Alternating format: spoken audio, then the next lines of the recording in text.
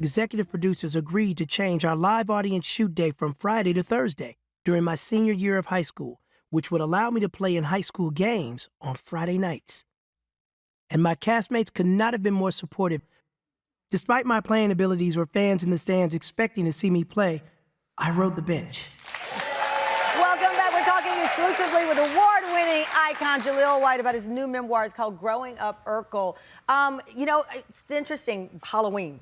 There were like 5 kids in my neighborhood dressed like Urkel. You know, Keke Palmer just did an interview and she said she's looking for an Urkel type of guy to date again in her life. This character... Keke been had my number. What you talking about? She didn't say Jaleel, she said Urkel. Urkel type. Urkel type. But I mean, I think what it is just this iconic character, even now. Is it surreal to you? Very. Millennials saved my life. Black women have saved my life with their love of Stefan. Yeah. It's, you know, our show was so undervalued and underprojected. It's really humbling to see how it's lasted. I mean, I go to Spain, I go to Italy, I go to Germany, I step off the plane, and they still recognize the show to this day. Well, it's crazy because there was the doll at that time. Yeah. I said before we had viral the dance that Urkel. Look at the doll. People have the doll. I'm not looking behind that doll is probably worth $1 bajillion now. But then you had for about $40 somewhere. No, but you had the cereal called Urkel O's. Urkel O's. Yeah. And then the viral dance. Yeah. Was that something you created, the dance on your own? No, not at all. Are you kidding me? Not at all. I did not create the dance.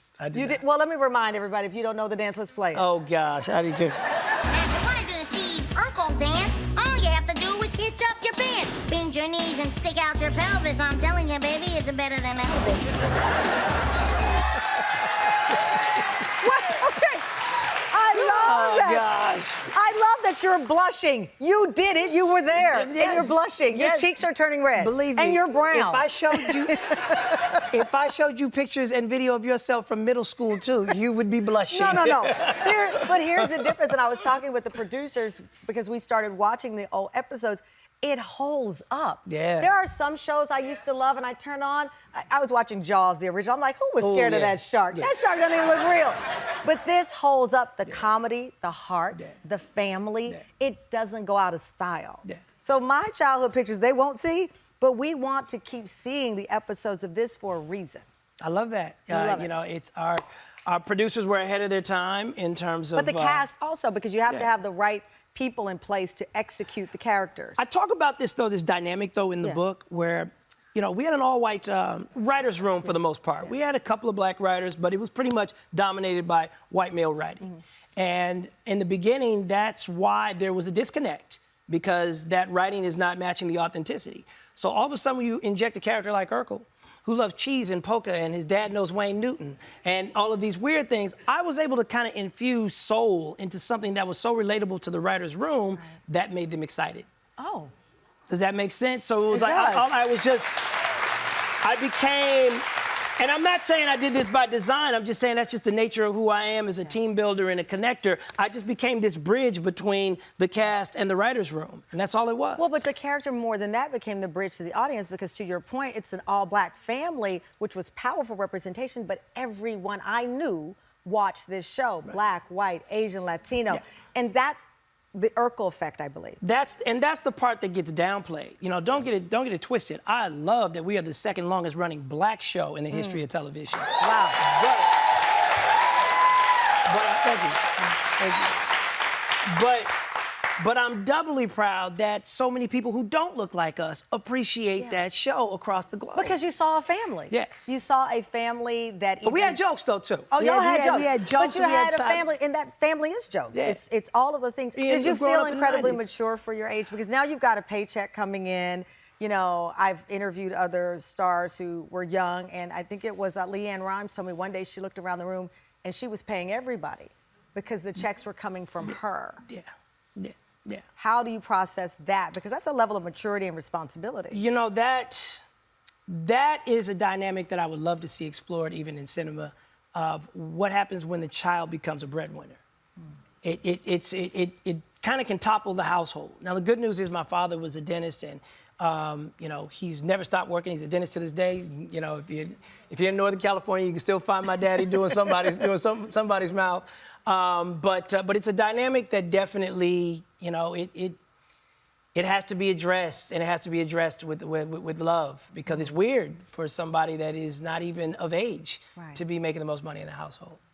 Coming up, Jaleel says that his life really started the day Family Matters ended, and his journey of being a dad is one that is incredibly special. So we're going to have to break.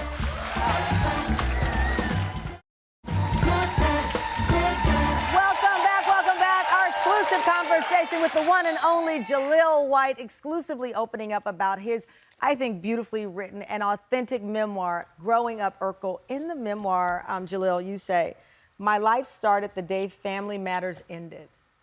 That hit me because many people would look at that character and at that point in your life and say, that is life. But you believe it started when the show ended. Oh, yeah, 100%. You know, it's one of my favorite quotes from my book. You know, in show business, people tend to love you for as long as they need you.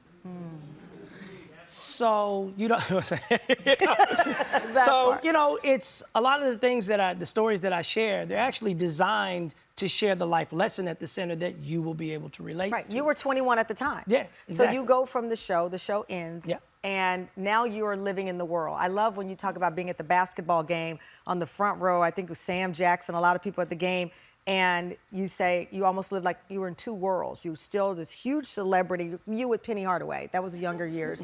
But you lived in this dual world a lot of times in your life, trying to have that normalcy, but also being one of the biggest stars on TV. Yeah, no, I remember I was in college one time in particular, and a good friend of mine asked me if I wanted to go to Game 2 of the NBA Finals. Yeah. And I told him I had a final, like, in 2 days. I'm like, I can't leave, dog, I got a final. He was like, I didn't ask you if you want to go to Chicago. Do you want to go to Game 2? Oh. And so before you know it, I'm on a private jet with Denzel Washington and 4 other executives, and we're headed to see the game. And it was just a magical night, just what it was. That when I came back and I'm now ready to take my final, and my boys ask me, why'd you miss the study group? You almost feel awkward in that moment, even explaining where you were or what you did, because there's no way to land that, you know what I'm saying, without sounding like you do it too much. Right. So they would call that now flexing. They would call that flexing, exactly. They're in the study group, and you're on a private plane with Denzel. Yeah, exactly. And it wasn't my jet, but I'm just saying that. Listen, it was a jet that you were on.